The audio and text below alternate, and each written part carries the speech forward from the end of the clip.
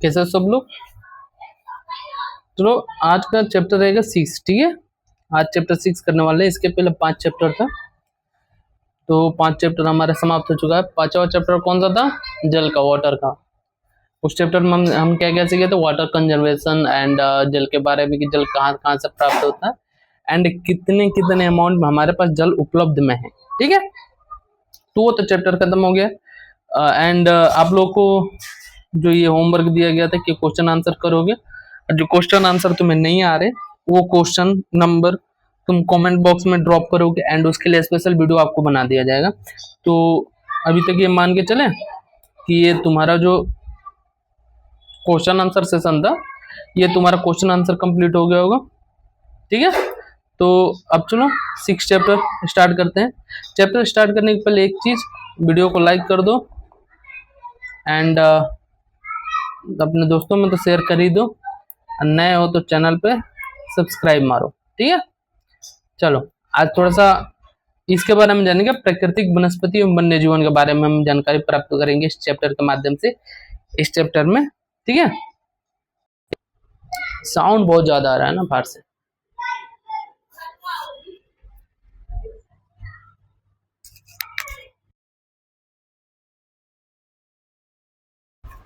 चलो अब हो सकता है कि साउंड थोड़ा कम हो जाए, जो बाहर से साउंड बहुत ज्यादा आ रहा था वो थोड़ा कम हो जाए, ठीक है।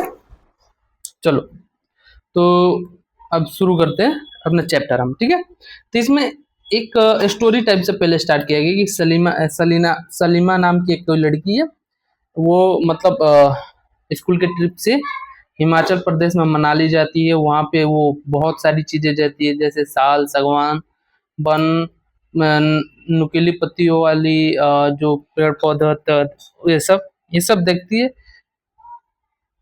ऐसे देखने के बाद वो अवलोकन करती है और अनुमान लगाती है कि क्या है कैसे है, ठीक है।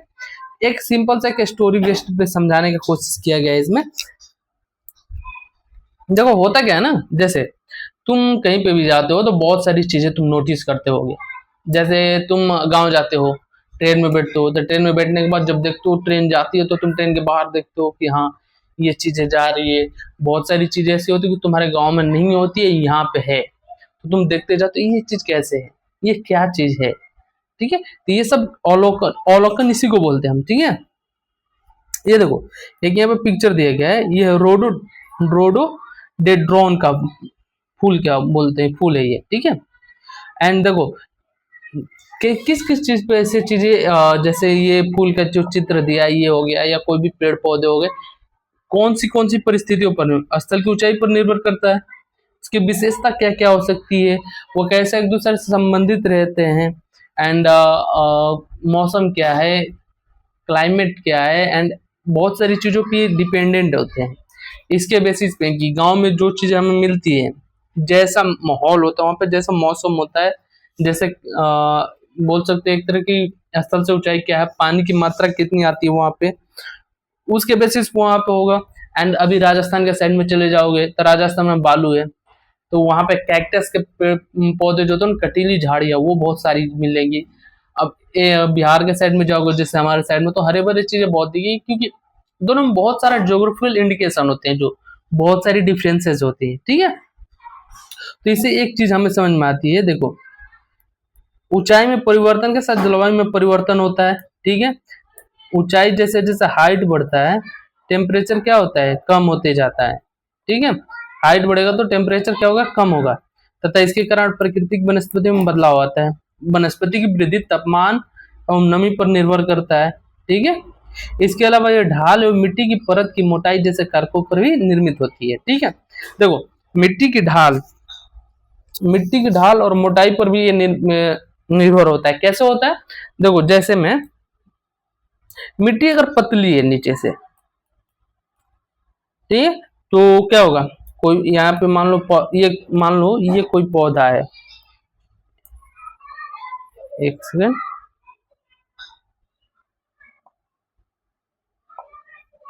मान लो ये कोई पौधा है, ठीक है, ये पतली मिट्टी है, बारिश हुआ, ये बारिश की बूंदे आई यहाँ पे, ये बहा के लेकर चली गई, ये पौधा यहाँ पे टिक पाएगा, नहीं टिक पाएगा।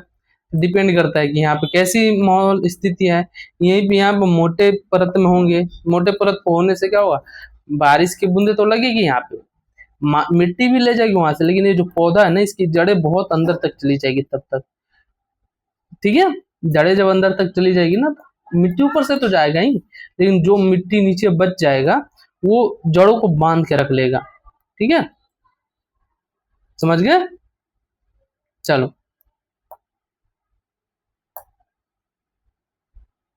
तुम लोग भी क्या बोलते होगे कि पढ़ाने से ज्यादा तो ये पेज पूरा पूरा गंदा कर देते हैं, ठीक है।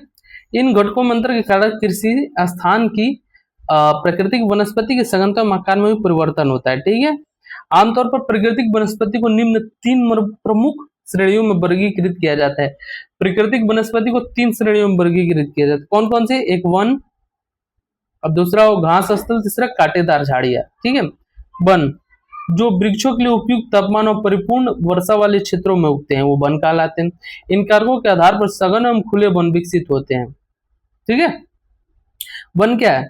वन के लिए क्या, वृक्षों के लिए उपयुक्त तापमान वहां पे आवश्यक है। टेम्परेचर, टेम्परेचर उतना जरूरी होना चाहिए कि ये टेम्परेचर है तो ये टेम्परेचर जरूरी है उसके लिए।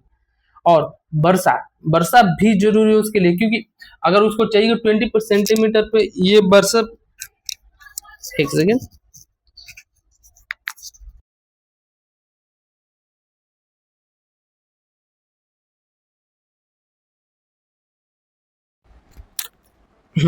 अगर 20 सेंटीमीटर पे 20 सेंटीमीटर पे कोई वन है, ठीक है, 20 सेंटीमीटर वर्षा हो रहा है उस पर, 20 सेंटीमीटर वर्षा वाले स्थान पर कोई वन है, तो उसके लिए 20 सेंटीमीटर वर्षा चाहिए ही चाहिए, ठीक है, जिससे वो वन विकसित हो पाए। अगर वो वन हम ऐसी जगह पे लगाएं जहाँ 10 सेंटीमीटर वर्षा हो रही है या उससे कम हो रही है, तो वन वहां पे भी नहीं टिक पाएगा, जबकि 50 सेंटीमीटर जहां हो रहा है वहां पे भी वन नहीं टिक पाएगा, क्योंकि उसको लिमिटेड चाहिए ना भाई। उससे ज्यादा उसको मिलेगा तो वो क्या होगा, डैमेज करेगा उसको ज्यादा से ज्यादा। 50 सेंटीमीटर वाले स्थान पे क्या होगा, 50 सेंटीमीटर वाले स्थान पे 50 सेंटीमीटर जो वर्षा अवशोषित कर ले, या ऐसा बोल सकते हो कि 50 सेंटीमीटर वर्षा जो क्षमता का वो गहन कर पाए, वैसे चीजों को वहां पे जरूरत हो, ठीक है। अब आया घास, घास स्थल। घास स्थल क्या चीज है? घास स्थल जो मध्यम वर्षा वाले क्षेत्र में विकसित होता है। मध्यम वर्षा मतलब न ज्यादा तेज न ज्यादा कम, ऐसे जगहों पर घास स्थल का निर्माण होता है। और कांटेदार झाड़ियां, कांटेदार झाड़ एवं झाड़ियां केवल शुष्क क्षेत्रों में पैदा होती है जहाँ पानी वर्षा वर्षा कम होती है, ठीक है। जैसे कांटेदार झाड़ियां मैक्सिमम तुम्हें राजस्थान के क्षेत्रों में या बालू जहाँ होते हैं, बालू वाले क्षेत्रों में, रेगिस्तान वाले क्षेत्रों में, ऐसी जगहों पर बहुत ज्यादा पाई जाती है, ठीक है। सलीमा फिर हिमालय की यात्रा के अपना अनुभव अपने पिता को बता रहे थे, उसके अपने पिता को बताती है। एंड यही चीज कि उपध्रुवीय प्रदेशों में शंकुधारी वन, रेगिस्तानों में कांटेदार झाड़ियां पाई जाती है, जबकि आर्द्र प्रदेशों में घने उष्णकटिबंधीय दृढ़ काष्ठ वनों के बारे में, ठीक है। आर्द्र प्रदेशों में क्या पाए, घने उष्णकटिबंधीय दृढ़ काष्ठ वन पाए जाते हैं, ठीक है। हिमालय क्षेत्र में लगभग सभी प्रकार की वनस्पतियां पाई जाती है जो भूमध्य रेखा से ध्रुव की ओर जाने पर मिलती है। लगभग हिमालय के क्षेत्र में सब पाई जाती है, ठीक है। अब देखो साइड में ये चंदा मामा आ गया हमारे। अब ये वाला सेगमेंट क्या है हमारा, इंपॉर्टेंट है, पहले से वीडियो देखते आ रहे हो तो तुम, अगर नहीं देखते आ रहे हो तो क्या कर रहे हो, क्या कर क्या रहे हो भाई, जाओ देखो, पूरा प्लेलिस्ट भरा पड़ा है। 6 क्लास का कंप्लीट हो गया, 7th क्लास का कंप्लीट होने वाला है पूरा जियोग्राफी, देखो एकदम मजे से समझ में आएगा। और ये कैसे देखना है, एक बार चैप्टर पढ़ के देख लो, या देखने के बाद एक बार चैप्टर पढ़ लो, एकदम मस्त समझ में आ जाएगा तुमको, point by point, line by line पढ़ने पर एक बार में, ठीक है।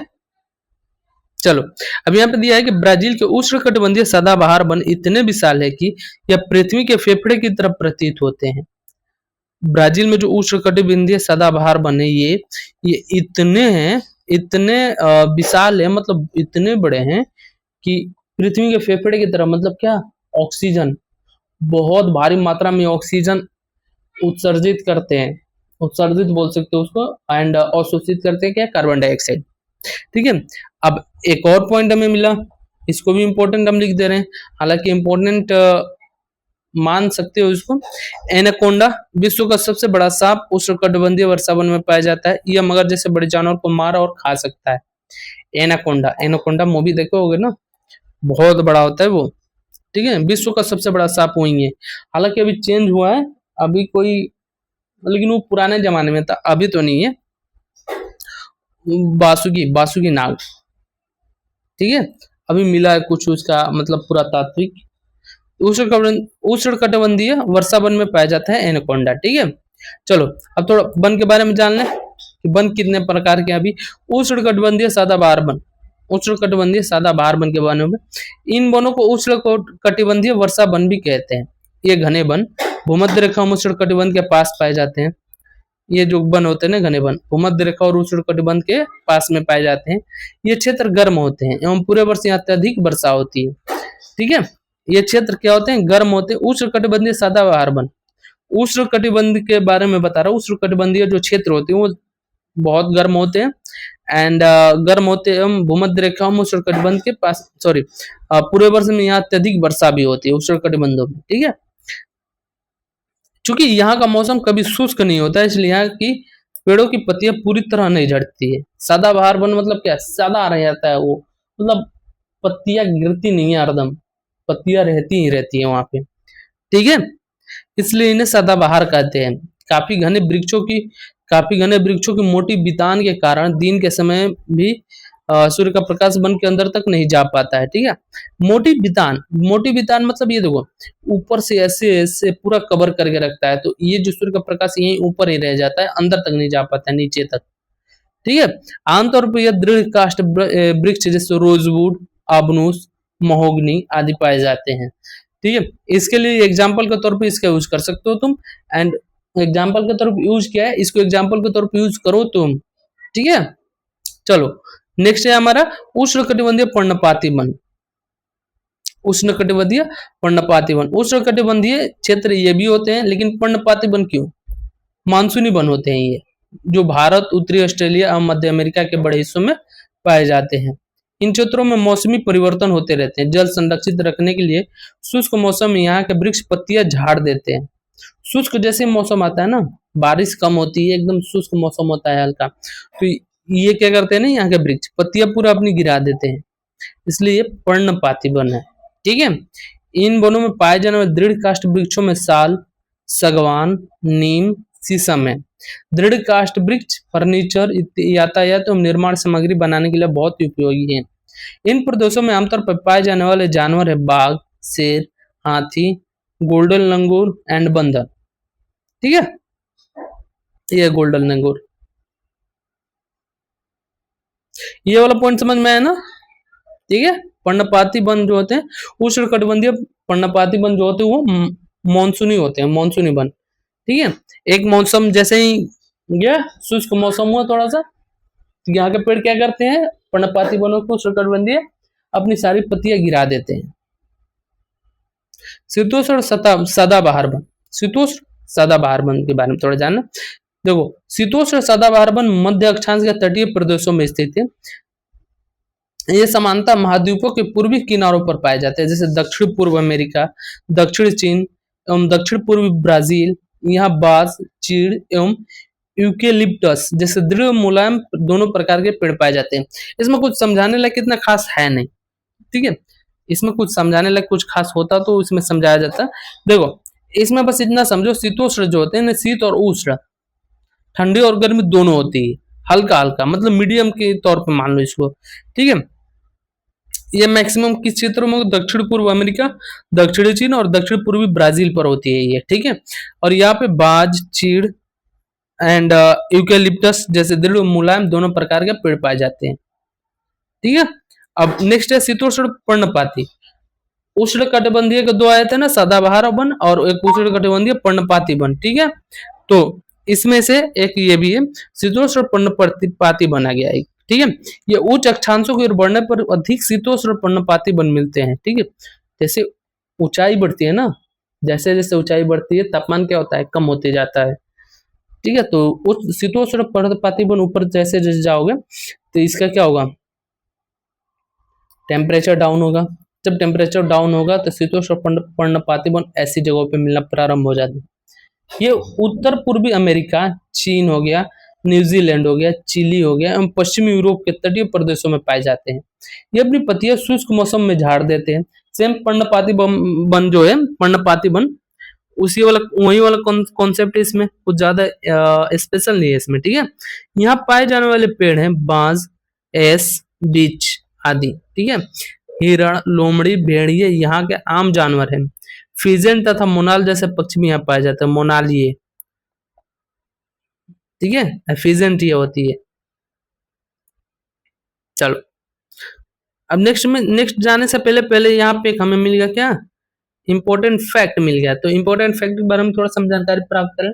इंपॉर्टेंट फैक्ट बताने के पहले एक चीज बता दें हम तुम्हें कि लाइक कर दो यार, वीडियो को लाइक कर दो, ठीक है। एंड सब्सक्राइब तो मार ही दो, यहाँ तक आ गए हो तो बहुत इंटरेस्टिंग कॉन्सेप्ट समझाने में काम करेगा। सब्सक्राइब कर ही दो यार, बहुत लोग बिना सब्सक्राइब किए जा रहे हैं। चलो ठीक है, पहले ये समझ ले। चलो, भूमध्य सागरीय वृक्ष शुष्क ग्रीष्म ऋतु में स्वयं को ढाल लेते हैं। उनकी मोटी छाल एवं पत्तियां वाष्पोत्सर्जन को रोकती है। भूमध्य सागरीय प्रदेश को फलों की कृषि के कारण विश्व का फलोद्यान भी कहा जाता है। भूमध्य सागरीय प्रदेश को फलों की कृषि के कारण विश्व का फलोद्यान भी कहा जाता है। ये ठीक है। अब आओ एक पॉइंट यहाँ भी है, भूमध्य सागरीय वनस्पतियों के बारे में जानते हैं। भूमध्य सागर में होता क्या है ना, यहाँ पे मैक्सिमम फलों की खेती की जाती है। फलों की खेती मतलब क्या, जैसा तुम चावल की खेती करते हो, धान की खेती बोल दो उसको, एंड गेहूं की खेती, बाजरा की खेती, ऐसे वहां पे फल के वृक्ष बहुत सारे रोपे जाते हैं, फलों की खेती की जाती है वहां पे। इसलिए भूमध्य सागरीय प्रदेश को क्या कहा जाता है, विश्व का फलोद्यान। मतलब विश्व का फल जो उद्यान होता है ना फलों का, मैक्सिमम यहीं पे है, ठीक है। आप जान चुके हैं कि महाद्वीपों के पूर्व एवं उत्तर पूर्वी किनारों के अधिकांश भाग शीतोष्ण सदाबहार एवं पर्णपाती पेड़ों से ढके हैं, ठीक है। आप जान चुके हैं कि महाद्वीपों के पूर्व एवं उत्तर पूर्वी किनारों के अधिकांश भाग शीतोष्ण सदाबहार एवं पर्णपाती पेड़ों से ढके हैं। महाद्वीपों के पश्चिमी एवं दक्षिण पश्चिमी किनारे भिन्न है। यहाँ भूमध्य सागरीय वनस्पतियां पाई जाती हैं, ठीक है। महाद्वीपों के पूर्व उत्तर पूर्वी किनारों का अधिकांश भाग शीतोष्ण सदाबहार वन एवं पर्णपाती पेड़ों से ढके हैं, ठीक है। पूर्व और उत्तरी पूर्वी भाग महाद्वीपों के पश्चिमी और दक्षिण पश्चिमी किनारे भिन्न है। यहाँ भूमध्य सागरीय वनस्पतियां, यहाँ अधिकतर यूरोप, अफ्रीका, एशिया के भूमध्य सागर के समीप वाले प्रदेशों में पाई जाती है, इसलिए इसका यह नाम पड़ा, ठीक है। यह वनस्पतियां भूमध्य सागर के बाहरी प्रदेशों जैसे संयुक्त राज्य अमेरिका के कैलिफोर्निया एंड दक्षिण पश्चिमी अफ्रीका, दक्षिण पश्चिमी दक्षिण अमेरिका एवं दक्षिण पश्चिमी ऑस्ट्रेलिया में भी पाई जाती है। भूमध्य सागरीय जो वनस्पतियां होती है ये, इन प्रदेशों में गर्म शुष्क ग्रीष्म एवं वर्षा वाली मृदु शीत ऋतुएं होती हैं। इन क्षेत्रों में आमतौर पर संतरा, अंजीर, जैतून, अंगूर जैसे नींबू वंश सिट्रस के फल पैदा किए जाते हैं, क्योंकि लोगों ने अपनी इच्छा अनुसार कृषि करने के लिए यहाँ की प्राकृतिक वनस्पति को हटा दिया है। यहाँ वन्य जीवन कम है, ठीक है। अपने इच्छा अनुसार यहाँ के जो लोग है ना, अपने इच्छा के अनुसार वन जो होता है ना वो काट काट के कम कर दिए, हटा दिए हैं, क्योंकि यहाँ पे वन्य जीवन कम है इसलिए, ठीक है। इन प्रदेशों में गर्म शुष्क ग्रीष्म और वर्षा वाली मृदु शीत ऋतु होती है। इन क्षेत्रों में आमतौर पर क्या क्या होता है, संतरा होता है, अंजीर होता है, जैतून होता है, अंगूर होता है, ठीक है। चलो यहाँ एक मिला, ऋषि भाषा में टैगा का अर्थ है शुद्ध या अनछुआ। शंकुधारी वन, शंकुधारी वन के बारे में जाने। शंकुधारी वन मतलब शंकु क्या चीज होता है, ये ऊपर से एकदम अशोक का पेड़ देखो ना ऐसे, ठीक है। उत्तरी गोलार्ध के उच्च अक्षांशों 50 डिग्री से 70 डिग्री में भव्य शंकुधारी वन पाए जाते हैं। इन्हें टैगा कहा जाता है। टैगा क्या अर्थ क्या है, रूसी भाषा में शुद्ध या अनछुआ वन, ठीक है। ये वन अधिक ऊंचाइयों पर भी पाए जाते हैं। इन्हीं वृक्षों को सलीमान हिमालय में प्रचुर मात्रा में देखा जाता है। ये हिमालय में बहुत मात्रा में पाए जाते हैं, ये देख रहे हो, बहुत मात्रा में पाए जाते हैं। ये लंबे होते हैं, नरम काष्ठ वाले सदाबहार वृक्ष होते हैं। ये सदाबहार कहने का मतलब क्या है, इन पर पत्तियां सालों भर रहती है, पत्तियां इनकी पूरी गिरती नहीं है, ठीक है। इन वृक्षों के काष्ठ का उपयोग लुगदी बनाने में किया जाता है, जो सामान्य तथा अखबारी कागज बनाने में काम आती है। नरम काष्ठ का उपयोग माचिस एवं पैकिंग के लिए बक्से बनाने के रूप में भी किया जाता है। चीड़, देवदार आदि इन वनों के मुख्य क्षेत्र हैं, पेड़ है। यह सामान्यतः रजत लोमड़ी, मिंक, ध्रुवीय भालू जैसे जानवर पाए जाते हैं यहाँ पे। ठीक है, अब थोड़ा सा घास स्थल के बारे में वो पॉइंट अब देख ही ले आ गए। तो उष्णकटिबंधीय घास स्थल के बारे में, ये वन भूमध्य रेखा के किसी भी तरफ उग जाते हैं। ये भूमध्य रेखा के किसी भी तरफ उग जाएंगे, ये जो उष्णकटिबंधीय घास स्थल है, और भूमध्य रेखा का दोनों ओर से उष्णकटिबंधीय क्षेत्रों तक फैले हैं। यह वनस्पति निम्न से मध्य वर्षा वाले क्षेत्रों में पैदा होती है। यह घास काफी ऊंची लगभग 3 से 4 मीटर की ऊंचाई तक बढ़ सकती है। अफ्रीका का सवाना घास मरुस्थल इसी प्रकार का है। सामान्य रूप से उष्णकटिबंधीय घास स्थल में हाथी, जेब्रा, जिराफ, हिरण, तेंदुआ आदि जानवर पाए जाते हैं। देखो, उष्णकटिबंधीय घास स्थल के बारे में एक चीज जानो कि कहीं पे भी भूमध्य रेखा के कहीं पे भी उग सकती है। नंबर 2 पॉइंट इसमें ऐड करो तुम, यह निम्न से मध्यम वर्षा वाले क्षेत्रों में पैदा होती है। नंबर 3 इसमें ऐड करोगे, इसकी ये जो इसमें घास होती है, उष्णकटिबंधीय घास स्थल में जो घास होती है उसकी ऊंचाई 3 से 4 मीटर की 3 से 4 मीटर तक लगभग बढ़ सकती है। नंबर 5 इसमें ऐड करोगे, इस घास स्थल में हाथी, जेब्रा, जिराफ एंड हिरण, तेंदुआ आदि जानवर इसमें पाए जाते हैं।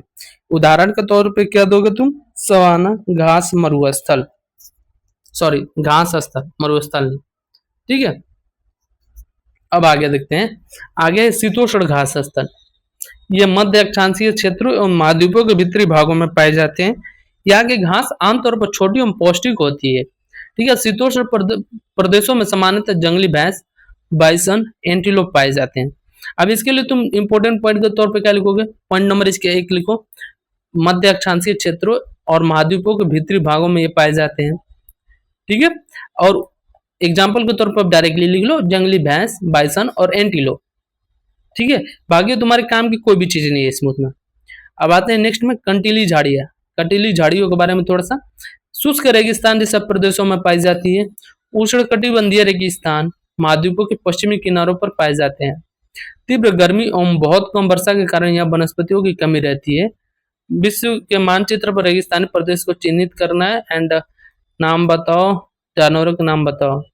ये यदि आप ध्रुवीय प्रदेशों में जाएंगे तो ये इसके बाद तो ये अलग पॉइंट हो गया, ये अलग पॉइंट समझेंगे। लेकिन कंटीली झाड़ियों के बारे में तुम 1-2 पॉइंट और नोट कर लो इसमें। कंटीली झाड़ियों के बारे में, ये शुष्क रेगिस्तान जैसे प्रदेशों में पाई जाती है एंड उष्णकटिबंधीय रेगिस्तान महाद्वीपों के पश्चिमी किनारों पर पाए जाते हैं। ठीक है, यहाँ पर तीव्र गर्मी और बहुत कम वर्षा होती है, जिसके कारण यह वनस्पतियों की कमी रहती है। ठीक है, अब देखो यहाँ पे तुम्हें इंपॉर्टेंट पॉइंट यहाँ पे दिया है, ये तो तुम लिख लो, याद कर लो, जैसे कर सकते हो कर लो। ठीक है, इसमें विश्व के जो प्रमुख घास स्थल है ना, इनके नामों के बारे में बताया गया। उष्णकटिबंधीय घास स्थल कौन कौन से, पूर्वी अफ्रीका में सवाना, ब्राजील में कंपोस, वेनेजुएला में लानोस। शीतोष्ण कटिबंधीय घास स्थल कौन कौन से, अर्जेंटीना में पैम्पास, उत्तरी अमेरिका में प्रेयरी, दक्षिण अफ्रीका में विल्ड, मध्य एशिया में स्टेपी एंड ऑस्ट्रेलिया में डॉन। ठीक है, ये लिख ही लो, बहुत इंपॉर्टेंट है, ये आ जाता है मैच करने के लिए। ठीक है, अब ध्रुवीय प्रदेशों में जब जाएंगे तो वह स्थान आपको अत्यधिक ठंडा मिलेगा। यह बहुत ही सीमित प्राकृतिक वनस्पति होती है। यहाँ केवल काई, लाइकेन और छोटी झाड़ियां पाई जाती है। अब इसमें तुम कहाँ क्या लिखोगे, देखो ध्रुवीय प्रदेशों में कौन कौन सी पाई जाती है।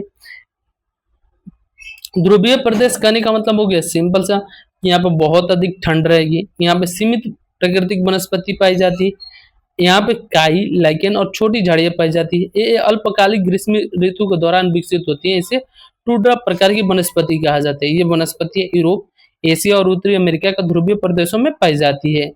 यहाँ के जानवरों के शरीर पर मोटा फर और मोटी चमड़ी होती है, तो जो उन्हें ठंडी जलवायु में सुरक्षित रखते हैं। यहाँ पाए जाने वाले कुछ जानवर है, सील, वॉलरस, कस्तूरी बैल, ध्रुवीय उल्लू, ध्रुवीय भालू और बर्फीली लोमड़ी। तुम ध्रुवीय प्रदेशों के बारे में लिख दोगे कि यहाँ टुंड्रा प्रकार की वनस्पति पाई जाती है। ठीक है, जो कि अल्पकालिक ग्रीष्म ऋतु के दौरान ही विकसित होती है यहाँ पे। एंड ये वनस्पतियां मुख्य रूप से यूरोप, एशिया और उत्तरी अमेरिका के ध्रुवीय प्रदेशों में पाई जाती है। यहाँ के जानवरों के शरीर पर मोटा फर होता है एंड इनकी मोटी चमड़ी होती है। ठीक है, ये एग्जाम्पल के तौर पे लिख दो कि सील, वॉलरस, कस्तूरी बेल, ध्रुवीय उली और ध्रुवीय भालू, बर्फीली लोमड़ी। बाकी इसके बारे में सलीमा बात कर रही है, वो हमें जानने की कोई जरूरत है नहीं। सील ये है, ये वॉलरस है एंड ये ध्रुवीय भालू है, देख सकते हो इसमें। बाकी इसमें क्वेश्चन आंसर आगे दिया हुआ है, क्वेश्चन आंसर तुम सोल्व करोगे। ये अभी मेरे हाथ का नहीं है चीज, क्योंकि ये थोड़ा सा तुम पढ़े हो, पढ़ के थोड़ा सा सॉल्व करोगे इसको। जो चीज तुमसे सॉल्व नहीं होगा उस वही वाला पॉइंट आउट हम कर देना, बस कमेंट में लिख देना कि इस चैप्टर का ये वाला क्वेश्चन नहीं आ रहा हमें, इसका आंसर के लिए सेपरेट वीडियो चाहिए एंड तुम्हें मिल जाएगी। ठीक है, तो यहाँ तक आ गए हो तो क्या करना है तुम्हें, यहाँ तक आ गए हो तो वीडियो को करोगे तुम लाइक। क्वेश्चन तुम्हें कुछ भी नहीं समझ में आ रहा या चैप्टर ही नहीं समझ में आ रहा तुम्हें ढंग से फिर भी, तो क्या करोगे, कमेंट में लिख के बताओगे हमें कि क्या नहीं समझ में आ रहा है तुम्हें। एंड चैनल को सब्सक्राइब तो करो, सब्सक्राइब करो इस चैनल को। ठीक है, चलो मिलते हैं फिर अगली वीडियो में नए चैप्टर के साथ। ठीक है।